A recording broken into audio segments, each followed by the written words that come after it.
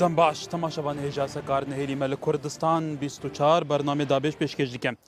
بینەران جودابوون û dabêjbûn di dîroka partiyên siyasiyên Kurdistanê li ser astê her çar parçeyên Kurdistanê em ê di bernameyê îşev da dabêj bikein. Bêguman di tecrüba wan partiyên siyasî li ser astê her çar parçeyê Kurdistanê çi ew ên bi dehan sal hatine damezrandin çi ew ê demekî hatine damezrandin tu partiyek nîne dabêjbûn û cudabûn di nava rêzên wê da neçêbe. Gelo ev dabêjbûne bû heta ev dabêjbûne gelek cara geşke ast ku van aliyan hevdû qebûl nekiriye û şer dirûst bûye îtir ew şerê xwekujî gelek caran bi şerê birakujiyê tê binavkirin hevdû texwîn kirdin heta dawiyê. Ev dabêjbûne û ev hevdû qebûl nekirine di nava partiyên siyasiyên Kurdan serçibingehe gelo. Eya hevdû qebûl nekirine bîrûbûçinên cuda qebûl nakin, eya ew dixwazin biryareke merkezî aliyê gropê kesek di nava van partiyan da bisepîne û bandûriya wan li ser tevgera siyasiya Kurdistanê bigiştî. Em bêguman evê pirsê nedgel berpisên to hezbên siyasî ku herî şiwan berevaniyê ji partiya xwe bike saz bikin belku dêgel hinek kesên akademîsyen li her çar parçeyên Kurdistanê ku ew haydarî rewşa partiyên siyasî û mêjuya partiyên siyasî û şêwazê partiyên siyasî û pênasa ya rastaqîneya partiyên siyasî gelo çine bikin. Ji wan jî Diktor Serbest Nebî pisporê felsefa siyasî û mamosteyê zanîngeha Kûyê. Herwiha Diktor Emîn Fereç mamosteyê Zankûyê, Diktor Musa Keval pisporê zansên siyasî û mamosteyê Zankûyê, mamosta Husam Destpîş ew jî mamosteyê Zankûyê. Em gelê bi xêr hatina mêvanên xwe dikin. Diktor Serbest em ê ji te dest pê bikin. Ev ew me gotî pêşekiya bernamê xwe da berdewam partiyên siyasiyên Kurdan dabêj dibin berdewam înşîqaqat wekû ev zêhetir ev mustaleheyê bernyase di navawan de heta vê gavê jî çê dibe. Gelo bû. دابشبوون نه دیاردەیەک تایبەت بە پارتیên کوردیە دابشبوون تشتێکی نۆرمالە لە پرۆسەسی هەمی کۆمەلگایên هاوچەرخدا ینی حزبێکی سیاسی زۆر جاران هەمی حزبین سیاسی و حزبێک لەوانە دابش هەر لە پرۆسەسێک دابشبوون دەیە ئەم پرۆسەسە دابشبوون ئەتوانن کە لە ڕووەک ڕاست و دروست وێ ئەتوان بڵێن تەجدیدکردنە لێ di nava partiyên Kurdiyê ve? بەس من تێم لەسەر پارتی کوردی ئێستا بەگشتی لە ئاستێک تیۆری باز دەکەم ینی هەمین حزبین سیاسی خوا بخوا دوگارن و حزبین نوێ و تروانینێ نوێ و ئایدیۆلۆژیە نوێ تێنە دامەزراندن دەبانە بەڵام لە دیاردەیەک سیاسی یان حزبایەتی وەکی کۆمەلگای کوردستان حزبین سیاسی نە لەسەر ئاستێک بڵێن لەسەر ئاستەکە ئایدیۆلۆژیان باوەریەک سیاسی تێنە دابشکردن غالیبەن ئایدیۆلۆژیا و سیاست تێ وەکی تەبریر وەکی ڕەواکردن بۆ ئەم هەنگاوە بکۆن هۆکارێکی دیکە هەیە هۆکارێک غالیبەن هۆکارێک کۆمەلایەتیە هۆکارێکی جوواکیە پێ هۆکارێک چیواکی هیچ پەیوەندی بە ئامانجین سیاسی نییە لێ پەیڕۆپڕۆوان هەیە دەستورێوان هەیە و دەبێژن ئەم دروست بووینە پێخەمەتەڤێ ئارمانچێ هەلات ئەم قسەیە لە واری پراکتیکی هیچە لەبەر ئێستا لە حزبین سیاسی دوای هەلوەشاندنی سۆڤیێت و هەلوەشاندنی سیستێمی سۆسیالیست بەرنامەی خۆشی نەگواران تا ئێستا لەسەر ئەو بنەمای سیستێمی لینینی هاتنە هەمی حزبین کوردستان مەفهومی مرکزیە دیموقراتی دوانە تا ئێستا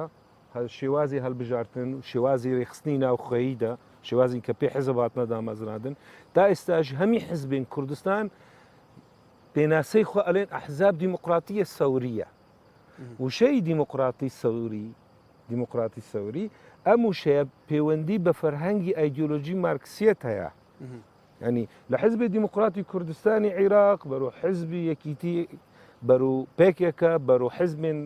ڕۆژهەلاتی کوردستان هەمی حزب ئەم چەمکێن فەرهەنگی ئەم ترمۆلۆژیا فەرهەنگا مارکسی تا ئەڤڕۆ مایە ینی مەبەست من دوای ساڵی نۆتەکان سەد ساڵین بیسە تا ئێستا مراجعەیەک نەقدی لەو ترمۆلۆژیای خۆی نەکردە بەڵێ بەێ دکتۆر ئەمین دکتۆر باسی ئەو حزبەکانی ئێستاکێت لە کوردستانە کە هەمووی تەقلیدی حزبەکانی ئیتیحاد سۆڤیەتی جارانەکەنەوە ئەگەرێمە باسی باشووری کوردستان بکەین کە خۆشت خەڵکی باشووری کوردستانی لەوانە زیاتر لە ژینگەی سیاسی ئێرە شارەزاوی دوای نەمانی بلوکی سوڤیەت کوردستان لە باشووری کوردستان ئازاد بوو دکتۆریشە لە هێشتا ئەحزابی ئێمە لەسەر شێوازی پارتە سیاسیەکانی ئیتیحاد سۆڤیەت تەعاملەکەن لەگەڵ ڕەوشەکە سپاسدانەکەم ڕاستیە ئەوەی بەڕێز دکتۆر سەربەز باسی کرد بە فعلی وایە کە نەمەتی حیزبی کە دروست بوو لە پێش ڕاپەڕین لەسەر ئەو شێوازە دروست بووە بە شێوەیەکی گشتی بەڵام بە ئیزافەی ئەوەی کە ئەو مەرکەزی دیموکراتیە لە ڕاستیە لەسەرەوە بۆ خوارەوە بڕیارەکان شۆڕ دەبێتەوە هەڵبژاردننیش لە خوارەوە بۆ سەرەوە دروست دەکرێت بەڵام ئەوەی لە حیزبی کوردستانیە هەبووە مرکزیەکە هەبووە بەبێ دیموکراسی ژانی کارەساتەکە لەوەیە کە دوو جار خەلل هەیە خەللی یەکەم کە ئەو مرکزیەتە بەو شێوازە کۆنکرێتیە زیان بە پرۆسی حیزبایەتی و کۆی پرۆسی سیاسی گەاندووە لەلایەک تریشەوە دیموکراسیشی تێدا نەبووە لەناو خودی حیزبەکە و لە بەرامبەر حیزبەکانی تریش و پرۆسی سیاسی بەگشتی ئەوەی پەیوەندی هەیە بە دوای ڕاپەڕینەوە بە دڵنیاییەوە ئەو تەراکومات و ئەو کەڵەکەبوونی ئەو ئیشکردنە بە تایبەتی لە چوارچێوەی ئەو ئیشکردنەی کە حیزبە سیاسیەکانی ئێمە لە هەموو پارچەکان بە تایبەتی لە باشووری کوردستان کاتێک مامەڵەیان لەگەڵ ڕژێمە بە دوایەکەکانی عراق کردووە ڕێگەی نەداوە بە بمارەسەی سیاسی بە شێوەیەکی ئازاد حیزبی سیاسی کوردی بچێتە پرۆسی سیاسیەوە بەشداری هەڵبژاردن بکا و کایی سیاسی مەدەنیانە بکە بۆیە پەنای بردوۆتە بەر چەک و خەباتی ڕزگاری خوازی شۆڕژگێڕی لەمەشا سوودی لە نەمەتە شۆڕژگێڕێکە وەرگتووە ئەم بیرکردنەوە ئەم میکانیزمەی گواستۆتەوە ناو دام و دەستگا سیاسیەکان دکتۆر باسی ئەوەش بکەین بنمونە لە سەردەمی شەق کە زۆربەی حەزبەکانی کوردستان بۆەوە دامەزراون کە کۆمەلگا لە قۆناغێکی بندەستیەوە بگازنەوە بە قۆناغی ڕزگاری ئەو حزبانە حتا کە لە شاخیش بوون خەباتی شاخیشان کردووە بەردەوام ئینشقاق لە بینیاندا هەبووە بەردەوامدا بەشبوون هەبووە حتا گەشتوتە ئاستی شەڕی براکۆژی وێکتر کوشتن ئەی ئەمە بوو بۆی قسەکە تەواکەم اینجا وەڵامی ئەو پرسیارە بینەوە ئەم شەرعیەتەی کە لە خەباتی چەکداریە هەیەن بۆ بەرامبەر ڕژێمە یەک لە دوایەکەکانی عێراق کە پێوترێ شەرعەتی شۆڕژگەڕی بەردەوامیان کردووە گواستویانەتەوە بۆ ناو دام و دەستگاکانی حکوومەت و پەرلەمان و موسەساتەکان بە هەمان شەرعەتی شۆڕژگێڕی کاریان کردووە و کار دەکەن لە ناویشیانە ئەو هێزە چەکداری کە هەیەن بۆ پێشمەرگە خستویانەتە ناو دام و دەستگاکان و هێشتوانەتەوە لە ئەمە وای کردووە کە یەکێک لە خەلە سەرەکیەکانی حیزبی سیاسی کە ئینشقاق دروست دەبێەوە ناکۆکی و لێکترازان دروست دەبێ ئەوەیە کە ڕای جیاواز و بیرروڕای جیاواز لە ناو حیزبانە کەمتر ڕێگەی پێدرێ کاتێکیش ڕێگەی پێدەدرێ سەر دەکێشێ بۆ ئینشقاقواتە یان مرکزیەتێکی تەواوە کە ئەمەلی جیابوونەوە زۆر لاوازە چونکە کۆنتترۆلی تەواوی کەسی یەکەم بەهۆی کاریزمابوونەوە یاخود بنەماڵەیەکی دیاریکراو یا خێڵێکی دیاریکراو یاخود ئەگەر مەساحەیەکی ئازادی دابێ بە ئۆرگانێک یا کەسایەتیەک یان با بڵین تەکەتولێک ئەو تەکەتولە لە کۆتاییە باڵی کێشاوە بۆ جیابوونەوە چونکە گرنگترین شت لە حیزبی سیاسی ئێمە ئەوەیە کە تەنها حیزب نییە بۆ هەڵبژاردن و دەستا و دەستی دەسەڵات بەڵکو حیزب لە ڕۆژهەڵات بەگشتی و لە هەرێمی کوردستان بە تایبەتی حیزبە بۆ گرتنە دەستی دەسەڵات و دوای دەسەڵاتی ژواتە هەموو کایەکانی تری کۆمەلگا بۆیە لەسەر سەرۆت و سامان لەسەر دەسەڵات بەڵێ دکتۆر مۆسا کەڤاڵ ئەم تو وەکو لە باکووری کوردستانیش بێگومان هایداری ژینگا سیاسیە لەوەرژیک پارتین سیاسی لەوەر ئەوێن بەرین های ئەوێن نهانژێ ئەوژیک بێپار نەبوونە ji دابەشبوونێ و جوداکاریە و حتا داویە گەل و بوو ئەف عقلیەتە دنەڤالین سیاسیە دەمێکێ بەشێکێ زۆرە بەرپرسێن وان پارتین سیاسی کەسین خوێندەوارن کەسین پێتر زمانێکت زانن دیروکە ئەف مەرحەلێن کو مرۆڤاتی تێداتی حتا vێگەوێ دەزانن بۆ ئەوێ بەردامەیە انشقاق و تبلیغاتی و چیت بن ناف پارتیین سیاسی دا چه شوازا نایت قبول کردن چونکی قوناغا کردستان تیدا باکور باشور روجهلات قوناغا بر آزادبونی غچویه چه نابیتن و مجادله سیاسی دا کوکی مجادله عسکریه وکی شر اونها شر عسکری جیه یعنی لشکری جی دوی دیره دا کوموتان یعنی فرماندل دیجه هر شر بکن جبو وری و راستی ملت کرد گلک نیگرانه هر اردکی و گلک به نخوشه که افراد چه بجد به مثال بسیارات جبو چه افحاصات شد بان اوه دیاردکی سوسیولوژیه بس نه اجباریه سر کرده نه قدره دیارده سیاسی یعنی ذهنیت از و بس از اگر نه از نکس بساله سر بری فکری محضری ما از گهشت نوی قناعتی که پروبلم گرفتاری و دردانه پارتی یعنی ریبرن پارتیا کسایتیا خو و کسایتا ملت تبلیغ هفدکن و شرعیت زیادت دن خواج شرعیت اراده ملته و دناف پارتیه داجی پتر شرعیت دن کسایتیا خو ج شرعیت اراده پارتیا یا گل ویدیش بویره چی چید به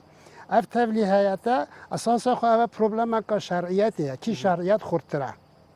کیش روایتی خورتره پارتیان سیاسی بری هت آستا گشتی دا شرعیت باز بخوا چید کرد تبعثی باکور جی کرد و تناف پارتی دا جی گروه بس شرعیت بخوا قبول کرد بونا ویره سیاست امحا کرین پیدا دو کیت کاره یدی امحا بکه کیت یدی پیچ بکردن وش بو ویره چی چید با مگود مثلا ذهنیته دكتور ابتدي بارتيا برانيا بارتيان يعني افراد بيجي برانيا بارتيان في سياسه نه دیارده که همین کردستانه یا تاریخ يعني بو نبتني باكوره لهم نه از بیشم هر چهار پارچه کردستانی دست به که پارتی چه بوینه حتی نه اف فنومن اف ظاهره نک هزین سیاسی کردستانی هیا او جی مسئله چیه هر وکی مگود اف پروبلم که فهم کردن سیاستیه لاوا فهم کردن سیاستی باور دکم لاوازیه که تیده هی او لاوازیه شلای برپرسین وان حزبان بگمان مسئولیت مازن سر برپرس شاره برپرس شاره خلک چگونه خلکی نینه خلک پارتی بیشتر خلک شهر بکه مال بدن خواهد تالان بکن تینا تالان کنه کردستان هر چهار پاشته کردستان بده هزاران شهیدان دادن تطلع عم چه دبه گله کرد همین وقتا فیدا کاریت کردن وجبوی بره بس ریوبرین سیاسی لازمه سروی آستیبن که خوشوی ذهنیت بشون وبرس ابدي شوا خوش بلي ماما حسام لكابين لروشالات كردستان ايش لها اشتكانا ولا حزبي ديمقراطي كردستان ايران لكونغري شارما ودابج بونجيا بو جروبي حوت كسيبو هشتا دواي كومالا ل 2000 تا 2010 كان جروبي لنا كومالا جيابو نتوا ام جدابونا وكو دكتور قلتي يعني بوشي اجرين توا هيا فعلا ام حزبانا كدين ناويكي حزبي ناويكي جان لاخوي دانين بيرو بروغرامكي جان لاخوي دانين اي اكري وبلين كبر بسكاني حزبكان سركدكاني حزبكان خويان بجدي وبشويكي باش السياسه نجيشون انا هيك انا بدستونيا مونوبولي مشتكيش بك زاني من لو باوردا بلوي كوش منا موضوعك حزكم دوني دوكس لروشلاتي كردستان شهيد بونا حەزەکەم هەم سڵاونێرم بۆ گیانی پاکیان بۆ بنەماڵەکانیان بەڵام بۆی کە وەڵامی جەنابەت بدەمەوە دەزانی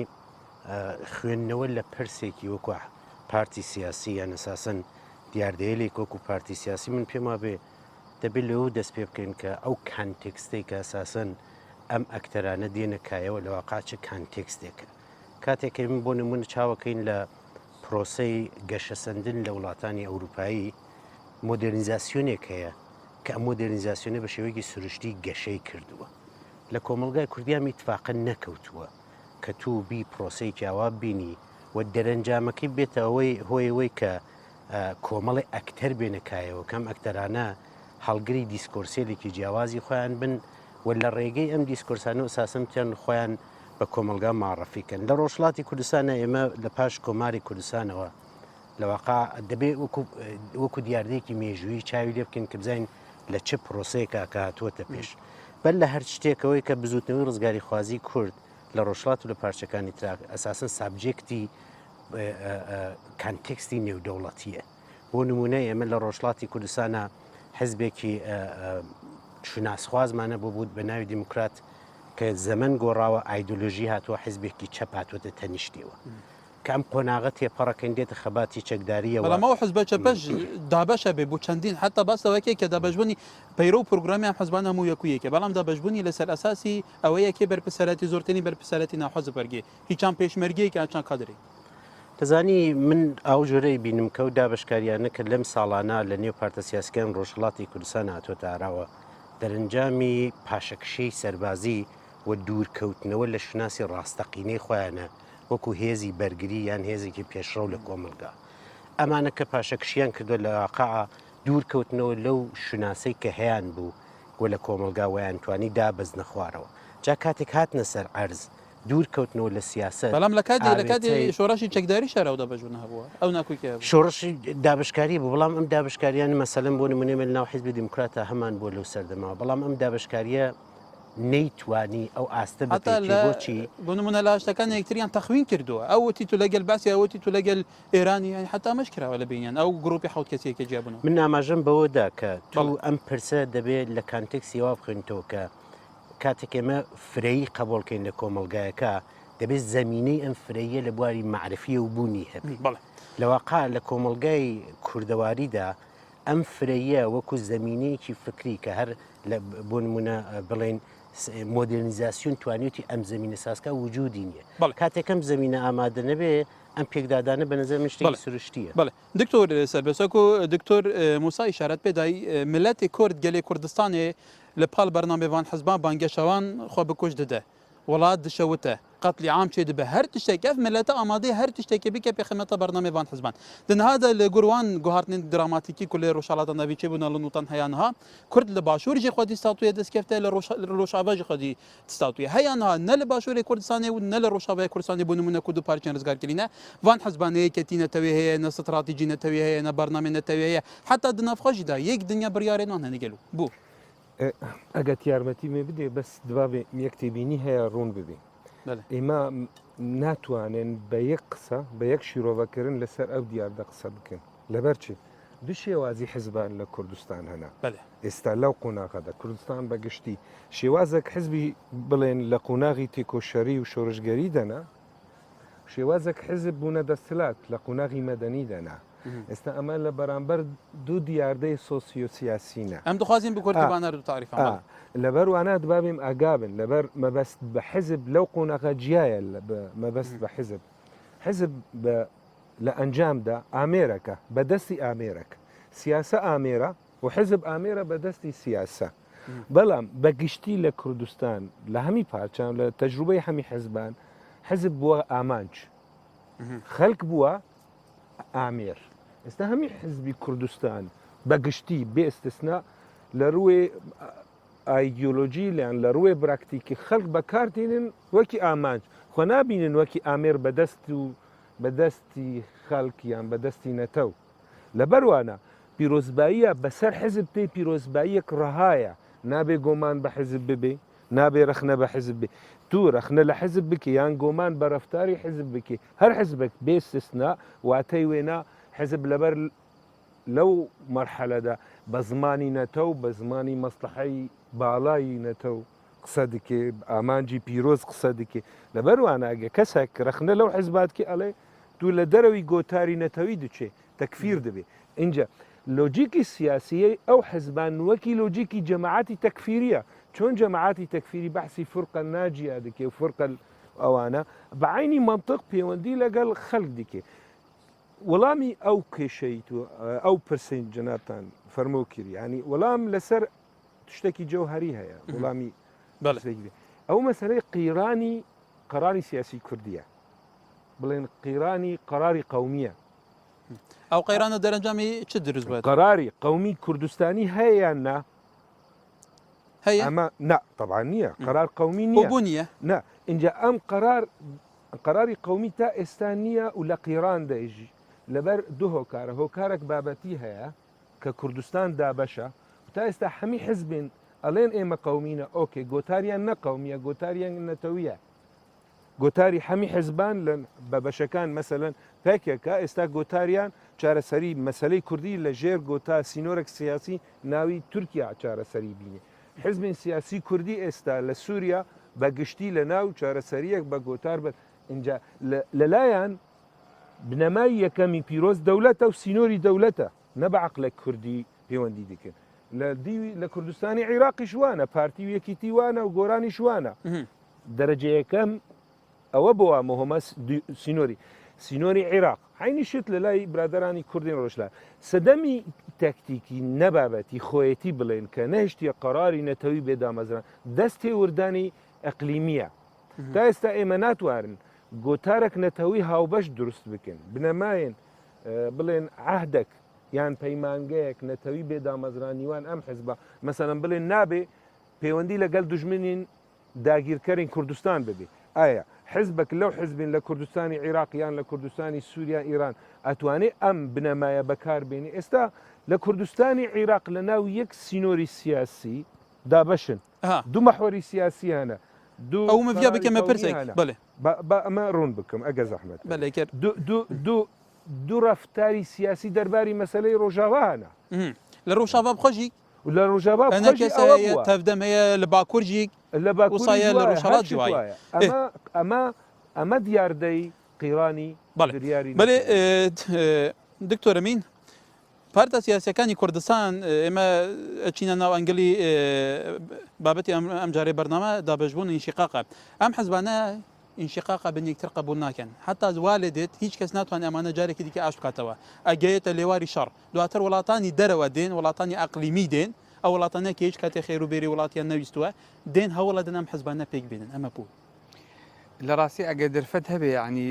ڕوونی بکەمەوە لە ڕاستیە ئیزافە بۆ قسەی مامۆستا بەڕێزەکانیش دیاردەی لێکترازان و ئینشقاق و ناکۆکی هەم لە ڕووی مرۆڤایەتیەوە دیاردەیەکی مرۆڤی و سروشکرد بەڵام بەم شێوە ئەوە ڕوونکەمەوە یعنی دیاردەنی حاڵەتێکە لە دروست لە چیرۆکە ئاسمانەکان کە باسی کێشەی قابیل و هابیلەکە لە سەرەتای مرۆڤایەتیەوە و لە ناو حیزبە سیاسیەکانیش کە خۆی حیزب بەرهەمی مۆدێرنتەیە و شتێکی نوێیە لە ناو حیزبە سیاسیە ڕۆژئاوایەکانیش هەیە بەڵامەوەی لە شەرقا لە ڕۆژهەڵات بەگشتی و لە کوردستان بە تایبەتی لە حاڵەتەوە بۆتە دیاردا ئەویش لەبەر دوو سەبەبی سەرەکی یەکێکیان ئەو هۆکارەیە کە پەیوەندی هەیە بە مرۆڤی کوردی بەڵاستی جەنابەت لە پێشەکی بەرنامەکەی باست کرد وەکو ئەکادیمی ئێمە وەکو ئەکادیمی ئەگەر قسە بکەین دوور لە سۆس و دوور لە لایەنگیری بە شێوەیەکی بابەتیانە ئێمەش پێمان باش لەسەر داوای مرۆڤی کورد ئەگەر مێژوو بخوێنیتەوە و ئەوەندەی کە لە دەوڵەت مادەکانەوە هەتاوەکو ئێستا مرۆڤی کورد مرۆڤێکی لە ناو یەکە ناتەبا بووە ناکۆک بووە و دژی یەک بووە تەماشای مێژووی نزیکی خۆمان کە میرنشینەکان میرنشینێک لەگەڵ میرنشینێکی تر ناکۆک میرنشینێک لە ناو خۆیان سێ برابوون یەکێکیان یەکێکی کوشتووە یەکێکی تر سەفەویەکانی داعم کردووە یەکێکی تر بۆتە با بڵێ نۆکەری عوسمانیەکان کەواتە ئەمە مرۆڤی کورد کەسێتی تاکی کورد لە ڕووی کللتوریەوە کەسێکی با بڵێ مرۆڤێکە سروشتێکی ناتەبای هەیە و لەگەڵ حەزبێکی لە ڕۆلەکانی حەزب ڕووی حەزب ئەوەیە کە کۆمەلگا تەوعیە بکەن حیزبی سیاسیش بەرهەمی ئەو کۆمەلگایە کە بە دیاردەی ناکۆکی لە ناو ڕێگوڕیشە و لە ناو دەمارەکانی مرۆڤی کوردایە بۆیە کاتێک کە باس دەکرێت کۆمەڵێک ئیزافەی چی دەکرێت ئەو بنیادە حیزبی کە لە هەرێمی کوردستان هەیە بنیادێکە تەواو پێچەوانەیە لەگەڵ ئەو پرەنسیپە زانستیانەی کە ئێمە خوێندومانێتەوە واتە ئەگەر بە زانستی باسی بکەیت هیچ حیزبێک لە هەرێمی کوردستان کە من باسی باشووری کوردستانەکەم پێناسەی حیزبی بەسەرات جێبەجێ ناکرێت بە دڵنیایەوە ئەو بەڕێزانە توانن قسە بکەن حیزب لە ڕۆژهەڵاتە بە گشتی هەندێک وڵات و هەندێک ناوچە نەبێ پێناسەی حیزبی بەسەرات تەطبیق نابێت لە ڕووی زانستیەوە و بنەماکانی حیزبی سیاسی بەسەرات جێبەجێ نابێت ئەوەی کە هەیە کۆمەڵە گروپێکە بۆ بەرژەوەندی کۆبوونەتەوە بۆ ئەوەی دەست بەسەر دەسەڵات و هەموو کایەکانی تری کۆمەلگایە بکە بڵێ کەواتە دکتۆر موسا وەکێ ئەڤان میڤانەژی گوتی بەش ئیشارەت پێدەوە بەحسێ حەزبێن کوردستانی کەرێکەر حەزبێن کوردستانی بڤی ئاوایی بەردەوام بن وەکێ دکتۆر سەربەجی گوت حەزب بووە ئارمانجا پیرۆس گەل و چارەنویسێ گەل و وڵات و نیشتیمان هەموو بووە ئامڕازێک بووێ ئارمانجا پیرۆس بێتە ڕاگەتن گەل و چارەنویسێ وی مەلەتی دێ بەرەفکی بەچی کو هەر تشتێ دەبن دەستێواندایە زانی مخواست هەستکەم زێدە یعنی ئەو پرسەتە جوانە بۆچی حزب هۆنە بۆچی نەهۆنە ئەو بابەتێکی دوور و درێژە کارێ دوور و درێژ سەر عالی سۆسیۆلۆژی سیاسی فەلسەفیش بە ئەم دەخوازیم بە زمانێکی سادەش بەر زمانێکی سادە باخەوین بۆ من شتێ مهم ئەوە گەل و چاوە کورد حزبێت کوردی دەژوێت چاندا پارچەبوونی دەرکەون چه زمین بێتە ئامادەکردنی و پێک بە شۆل بکەن هەر وەکی مەگوتی کورد ڕەوشێکە وەکی ڕەوشە شەردانە شر آزادیا خواهد کرد چه نابید اف حزب سیاسی به شکل جنبین سر چوا چی بیدی چوا برون قناعت هم لازمه شورش که ثقافی کردستان پیدا ببه شورش که چاندا سیاسی چاندا جواکی چاندا پیگوزینی چاندا هف قبول کردنی چاندا که خلقی کرد ببیت مرکز ببیت اساس ببیت من نکو شخص تو چید حزب تو چید ام چاوی چانده چکن و مدیا کردی روزنامه‌وان کرد چاپمنیا کرد چاوی ببیت هاریکارج بو که اف چانده چون که حتی اف چانده هنی جه خو نگیریتن اف چانده کی ده چیکت اف چانده روشنبیر دی چه کرد مامۆستا دی پروفسور زانکۆی دی چه کردن چاپەمەنی دی چه کرد لێ پرانیاوانژی گیرێدای وان حزبانە وان حزبان مۆنۆپۆڵە هەر تشێکی ئەوێ کردی پرۆبلەمیات وێ دەرێدا vê gavê wekî meselekê dibêjin aktêrên xirabkirinê û aktörên çêkirinê yekin wextê yek bin wê gavê dê zehmet bêtin çinke ew xirabkirin ew xwe jî zî bijî çê nakin ji bo wê pêwîst e em zêde terkîzê ser vêrê bikin gelo çawa em ji vê ew dî derkevin ji vê qeyraniyê derkevin qeyraneka fikriye hey qeyraneka tehlîkeya hey em çawa ji vê derkevin û ji bo navê jî rêj sane lazim e zihniyet bête guhorandin bo min لێ vî şêwazê karkirina partiyên siyasî ku her şêwe ku tê gotin we jî got monopol kiriye gelo heta hezib da beş bûye li ser navçeyê li ser şêwazarî li ser parçan heta dawiyê çi hizbekê Kurdistanê neşe bîte hizbekê giştî çêbe Di çawa çêbîtin pêwîst e divê derê da em wekî rewşenbî zêdetir rola xwe bilêzin ew yek û rexnekirin معنا رخناکرین کردستان nav welatê Ereba xelet hatiye fêmkirin. Rexnakirin yanî gotina hatiye fêmkirin wekî mûv tiştê xirab ser yekê bêje. Aliyê ilmî da rexnakirin macna nirxandin e. Nirxandina pozîtîv û negatif. Erênî û nerênî. Tiştê baş bêje ev başê xirab ev ji bo wê bamel rojhelatê hemî tiştê me tevlî heviye. Rexnakirin çemka rexnakirin başna hatiye fêmkirinê çemka partiyê başna hatiye vekirînê, çemka desthilatdariyê hatiye fêmkirinê, çemka hikûmet û de tiştekî gelek muhim heye. Me Kurda bi seda salan dijî dewletên dagirker mücadele kiriye û zulm dewletê li me kiriye. Îro ew konseptê ser me te'sîr kiriye. Nik me gotina dewletê bixwe gotineka hestê da yanî laşûrê da gotineka negatif e. Yani em dewletê ji bo navê te'sîr ser partiya jî hatiye kirin. Partî xwe jî pêwîst e xweşivê zihniyeta desthilatdariya bin te'sîra dagirkera da derxîne wekî partiya gel millet xelk û armanca bîte xelk. Belê spas ricata geşt belê Emam Sahûsam li êsta da navçeke begiştî li gurankarî derbasa bê Kurdî ji beşeke lem gurankariyan e yanî Kurd li şerî dijî Daeş gewretirîn qurbaniya de bihêztirîn hêzî zemîniye li dijî me. Bêguman وڵاتان ji ber gurankarî wa belam bem şîweyî teamilkirdînê hizbekan tu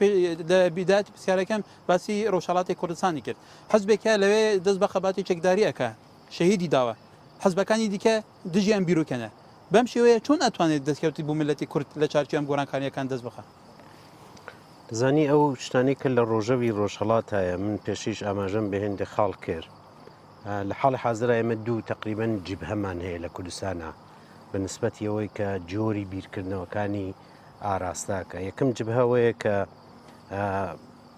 لە هێندی ڕاهەندۆتوانین بڵێن بەداخەوە ئەوەیە کە خوێندنەوەی کاتوەتە ئاراوە کە ئێمە دەبێ هەوڵ بدەین لەگەڵ سیستەمی سیاسی لێرانە کار بکەین و بتوانین بەم شێوەیە ئاراستەیەکی سیاسی بین نەکایەوە تا بتوانێت پرسی کورد بێتە ڕۆژەوە جبهەیەکی تریش هەیە کە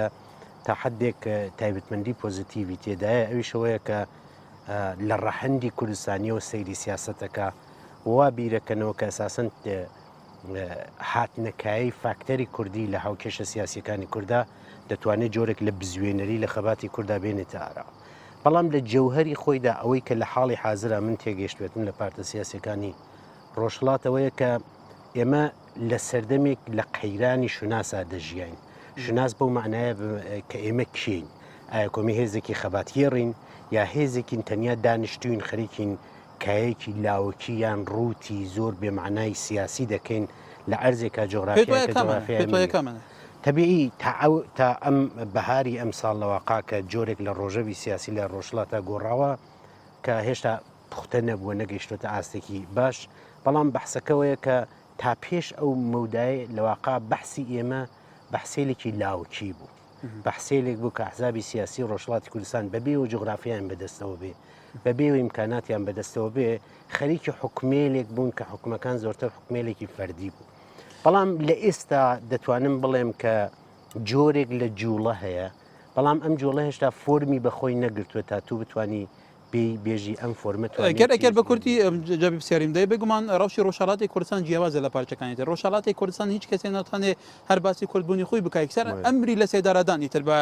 بیانووی مادەی هۆشبەرەکان بە هەرچی بێ لەوێش حتا تهدید مەترسی لەسەر شوناسی کورد هەیە لە ڕۆژهەڵاتی کوردستان حەزبەکانیش بەم شێوەیەش بکەن ئەی چارەنووسیە بەرە چێڕوە دەزانی من بەڕاستی لە پسرم پرسە کارم کردووە یعنی بۆی کە ئینسان بتوانێت میکانیزمی ببینێتەوە کە لەواقع چۆن دەتوانێن پرسی کورد لە ڕۆژهەڵاتی کوردستان ئەکتیڤ بکرێ مۆدلێک کە یەکەم مۆدل کە زۆرتر دەتوانێت بڵێم لە ئاستی مەیدانی ئەتوانین کاری لەسەرکردنی شەوەیە کە دەبێت گوتارێکی سیاسی بێنی تەکایەوە تا دەبێت دوای چەندین دەیان ساڵەنی تا ئێساش دەبێت زەحمەت دوای دەبێت کوماری مەهاباد و دوای هەموو با من تەفیمی ئینەکە بکەم جا دوجار دەتوانین کاتەکەمان باڵەیەکی سپاسی زیاتر بکەن بە کورتی باڵ یەکەم مۆدل لەمەیە کە بەم شێوەیە بیکار بکەیت تا بتوانانی جۆرێک لە بزیێنی ساز بکات تا دوجار شۆڕ بێتەوە ناو کایەکانی دیکە دووەمین مۆدلەوەی کە بی بەرەیەک ساز بکەی وەم حاڵەتە بێت ئاراوە کە من پێم وابێ تقریبا ئەمە مشکلەوە سێمینیشی کە لە هێندی حزبی سیاسی مەطلوبە ئەوەیە کە یارمەتیەکی دەرەکی بێ بەڵام دەزانی چییە ئەوەی کە ئێمە دەبێ هەر چاوەڕوان بین هۆکارەکەی ناگەڕێتەوە بۆی کە تو هەر شتێک حەزیبکەی ئەنجامی بدەیت چون کۆمەڵێک لەم پرسانە کاتونە کارەوە لە پرۆسسێکی زەمەنیە شکڵیان گرتووە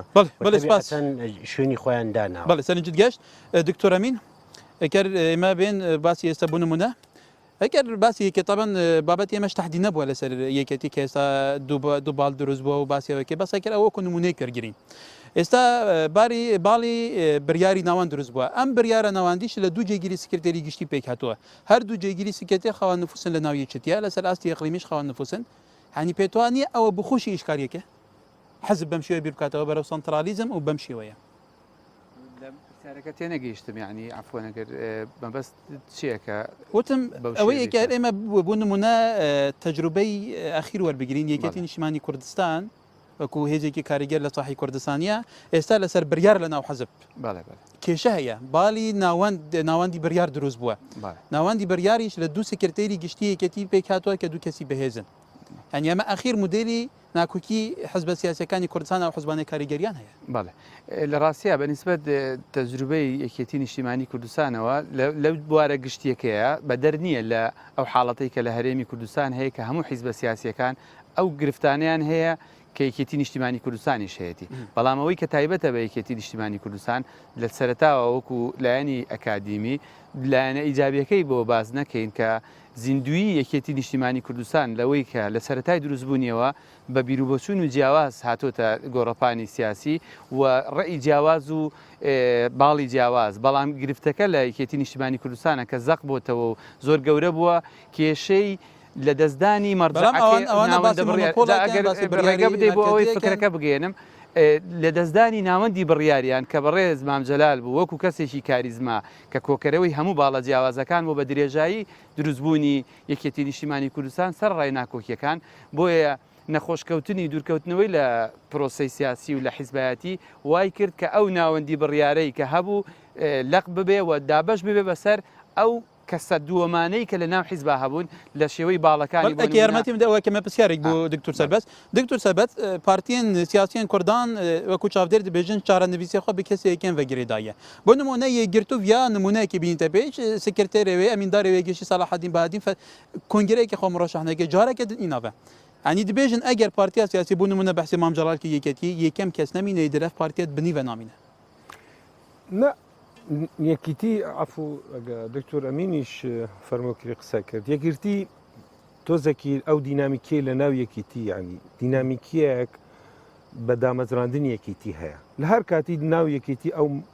ئەو ململانەی تاڕادەیەک بڵێن فکری و ئەوانە هەبوو و ئەمە تا ئێستا هەر مڕاهەنە لەسەر ئەنشقاق یەکیتی ئەنشقاق فعلی نەبووە لەبەر چی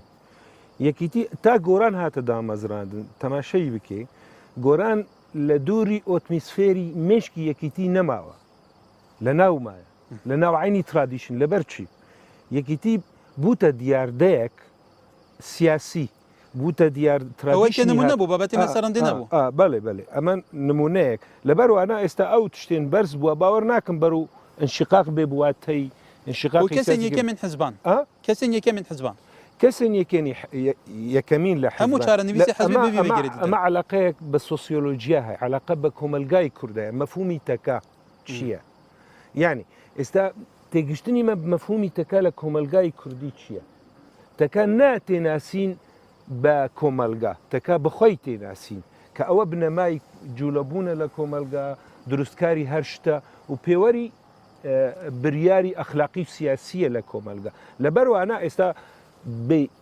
ئەوە بکن لە هەمی حزبین سیاسی لە کوردستان شخصی یەکەم لە دۆری هالەیەک تێ دروستکردن کە ئەم شخص معجزەیەکە و ئەو معجزە ئەگە هەڵوەشێ بڕوە مەسەلەن ممکنە نەتەو نەمینێ تا ڕادەیەک وا بیر دیکن هەندێک جاران لە سەردەمی مۆدێرنەتی دامەزراندنین حزبین سیاسی هات لەسەر لادانی پیرۆزبایی لەسەر تەکا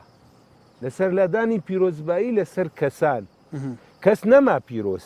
بنیە هاتە دامەزراندن بنیە و بوتە دیاردەی خۆی دروستکردی ئەو بنیە حزب بوتە بنیە نەما حزبی فولان یان حزبی شخصی فولان القائد الملهم ئەو وەکی ینی ئێستا ئەم ترادیشنە لە کۆمەلگای کوردی ئەوەیە بەڵام ئەوە دەبێ لە عینی ینی معقول نییە مەسەن لە کوردستانی سووریا دەبڵێم ئەمە تشتێکی زۆر نایابە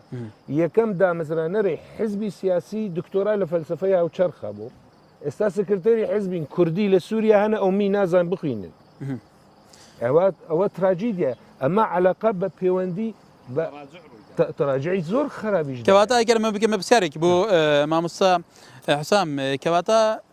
بە حەزبیکردنی کومەلگا ئەگەر سەیری ئەحزابەکان بکەی هەوڵەدەن زۆرترین خەڵک ببێ بە حەزبی لە کاتێک ئەم خەڵکە بە هیچ شێوەیەک خەڵکی پێگەیشت نییە خەڵکی کامل نییە حتا بۆ نمونە زۆر جار پێویست بە لێدوانێکە پێویست بە بەرنامەیەکە ئەچیر لە پەرلەمانتارەکانیان لە زۆربەی قیادەکانی ئەم حەزبانە کەسێک بێ لەسەر شاشە قسە بکە باسی بابەتێکی دیاری کراوە چەند کەسێکە لە پەنجی دەستی ناپەڕێ پێتوانیە قەیرانی تێگەیشتنێکی ڕاستەقینەی سیاسەتکردن لەناو بەرپرس سەرەتی حەزبەکانیشدا هەبێ بزانی یەک خاڵ هەیە من پێما بێ لە کوردستان کەمتر ئاوڕی لێ دراوەتەوە ئەوی شەوەیە کە جۆرێک لە گۆڕانکاری کۆمەڵایەتی لە کوردستانە هەیە لە بواری بەستێنی کولتوری کۆمەڵایەتی کە چۆن ئەم بەستێنە کولتوری کۆمەڵایەتی بتوانێت لە مەوزوعی سیاسیشە ڕنگ بداتەوە یان بتوانێت بێسڵاح نوێنەری خۆی پەیداکە لە ئاسی کوردستانە بۆ نمونە لە باشووری کوردستان ئێمە تووشێن بحرانە بووین و جیلێکی نوێ هات بۆ کارەوە کە ئەساسەن مخاتەبی نەبوو یان کەسێک نەبوو نوێنەرایەتی کرد بۆ نمونە گۆڕان هات ئەساسن ویستی ئەم وەزعە تەبدیل بکەوە خۆی وەکو نوێنەری ئەم جیلە نوێ هین کاکە من پێما بێت تا حدێک نەیتوانێت بچێتە پێشەوە بەڵام لە هەموو بەشەکانی کوردستانە ئەم جۆرە لە قەیرانە هەیە جا فۆرمی ئەم قەیرانە لە باشوور و لە باکوور و لە ڕۆژهەڵات و ڕۆژاوە ئەگەر بە کورتی کاتمانی شەوەندە نەماوە دکتۆر سەربەسەڵێ یەکەم دامەزرێنەری حەزبی کوردی لە ڕۆژخایە کوردستان دکتۆرا بوو لە فەلسفەیە ئێستا زۆربەی بەرپرسی ئەم حەزبانە ئەستان شیادانیە تێگەشتێکی مەوزعی نییە بۆ حەزبایەتی کردن بخۆی ئەمەش گەورەترین قەیرانی ئەی حەزب بوو چیەکە ناتوانێت دەزانی ئەم دیاردەم پێمان نیە تەنێت تایبەتمە بە کوردستان بۆچی لەبەرەوەیە کە ئێمە دیاردێکی زۆر گەورەمانەیە بەناوی بەجیهانی بوون کە ئەساسەن فۆرمی ناوەڕۆک ناوەڕێکداربوون ئەگۆڕێ بە فۆرمی ڕوتین بوون یانە بەو معنایە کە ئێمە زۆرتر خەریکین ئامیە بینەوە تا فکری زۆرتر خەریکین فۆرمێکی بێسڵا هابرمارسی تر زۆرتر برێوی نییە یا چێ گوارە یا کەسانی لەم تیپانە بۆ نمونە زۆرتر گۆرانی بێژێ برەوی پێیاکە یا لە ساحەی سیاسی کوردستانە بابەتێکەواتە دەبێت لە کانتێکسابی خوێنینەوە کە لەواقع چ بحرانێکی معنایی بە گشتی هاتووە تاراوە کە ئێمە ئەم فۆرمە لە دەرکەوتنی نخبەی سیاسی بەڵێ دکتۆر موسا بەس باشووری کوردستانێ پێنجی و چار حەزب ئەزبوارم هەنە 48 حەزبێژ وان وڵاتە فەرمی هەنە لە ڕۆژاوا نزیکە 30 حەزبان لە بەعانی هەت حەزب هەنە بەس هەندێک حەزب کاریگەرن بێگومانی دژینە گەلو بڤی ئەوەیە خەباتە حەزبێ حەزبێکە دروست نەبیت کومەڵ جواکی بگۆڕی ذهنیەتە جواکی بگۆڕیت بنگهێن دموکراسیە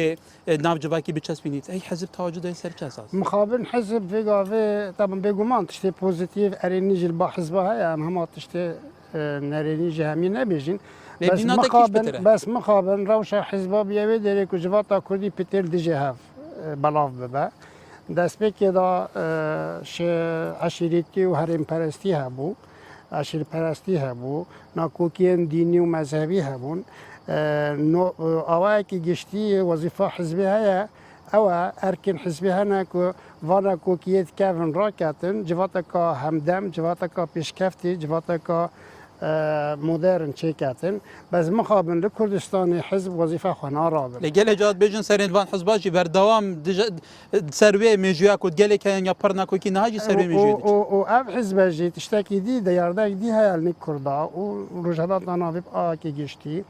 وقتی برپسیار حزب سر نکردن حزب خدا سه سببات بینن یان چاو یک یان بیجتن حزب محافظ کار بیجن خدای وکیلیه اراده خدایه حزب دیتن بیجن دشمن وکیلیه اویدیا دشمن آنه یه دیتریش بیجن خلق نزانه تسکیه و پارا باش کردن سیاره خلق نزانه یان جدی بیجن ولا بناسیت فلان کسینه و قبول جی نکن هر کسی که قبول نکن ولاتن پیش کفتی وقتی پیش سروکن حزب برپسیار حزب سر نکردن استفاده کن و هندک ولات وکی ژاپنیا اگر تشتک چه به خود کجن شرم داد. بله. ولات ما دائما یان ده خودی کنه سبب یان ده دولت بیانی و دستاوردانی بیانی کنه سبب یان جی نزانیا ملت بیشتر. بله از بگم پسیارک بو دکتر سربست. اف نکوکین سیاسی تاش آخرین دکتر مصابو. اف منافسات سياسيه احزابا حتى قال هبجي جواك دا بشكريه حتى ايرك شان خدي ماكينه اعلاميه زبلاحن قال لك جارن ولد كان هما لا انجريتان شري هبدو كان هبدو كوجن ياو بهر حالي اما ام حزب اويننا لا ريخستني كوملغا چونه ريخستني كوملغا استي برسندني ام كوملغا كردي چونه حزبيان اوينيك لا النخبه كان بونا لا نخبنيه جاني من استا رجي قاتبروي بواتي نخبة زوريا نخبانية اوكي هندكيان ميراتكي كوملاياتي هي تجربيكي ازمونه بس نا نخبه مفهوم نخبه جيايا بلا حزب كردستان ببي مس استي برسندني كوملغاي كردستان هاتنا دامزراندن ام حزبنا لا اسمان هاتنا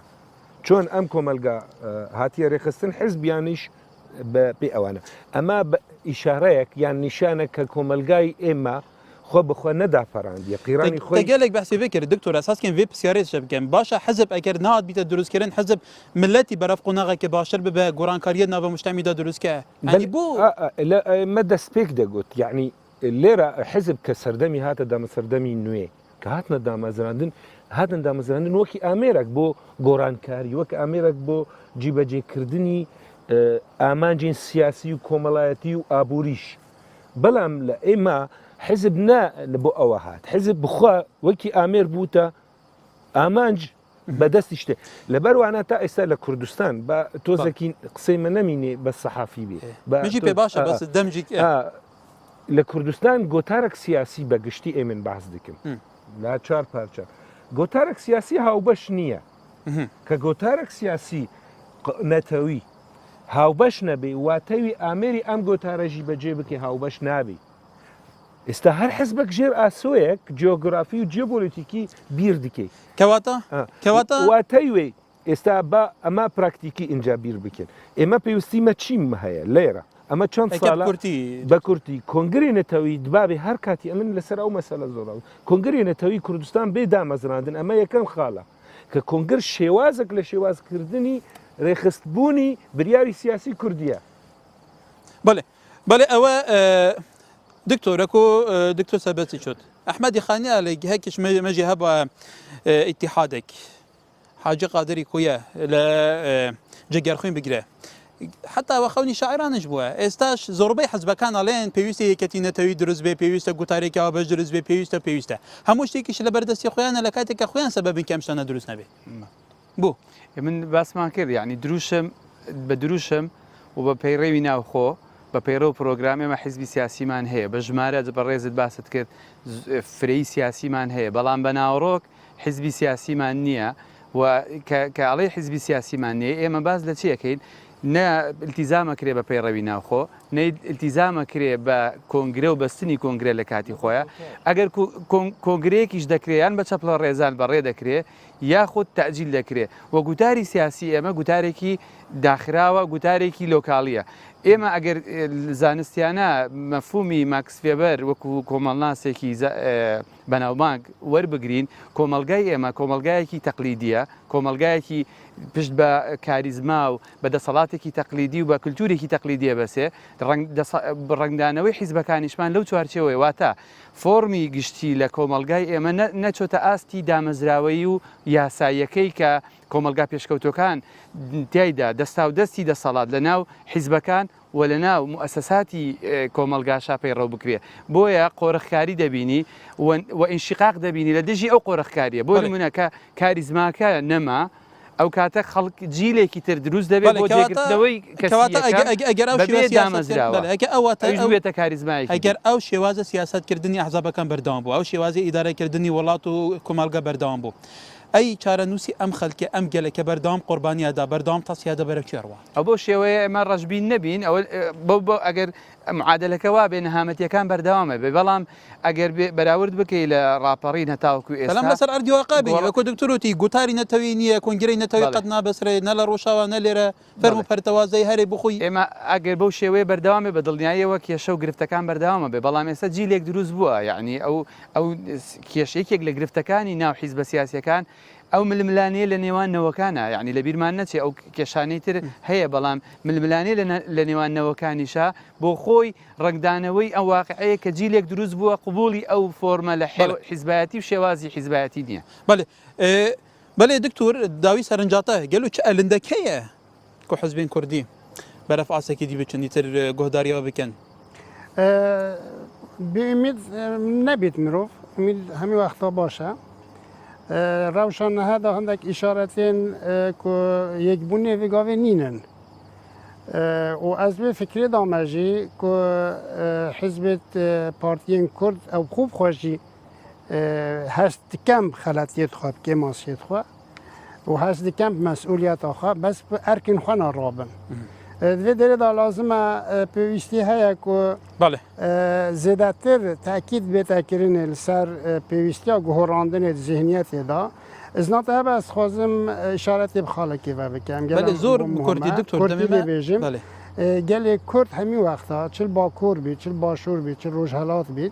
wextê dest bi şoreşê kiriye hemî parçên dîtirê xelk çûya piştgirtê kiriye. Bê ferq û cudayî. Wextê Mela Mustafayê Nemir dest bi şoreşê kiriş her çar parçê Kurdistanê hatin bûne pêşmerge û şehîd bûn. Wextê Qazî Mihemed dîsa ve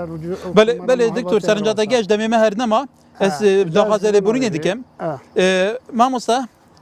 Diktor alê hezbekan hezbe berpis hestekên kemokasî heye. Belam hengav nahawên çûn em kemokasiyana çareser bike. Eke zor be Kurd. Be pêçanê hawreyan bîrokekî dikim heye wî şeweyeke çaw formî dîskorsî siyasî li Kurdistana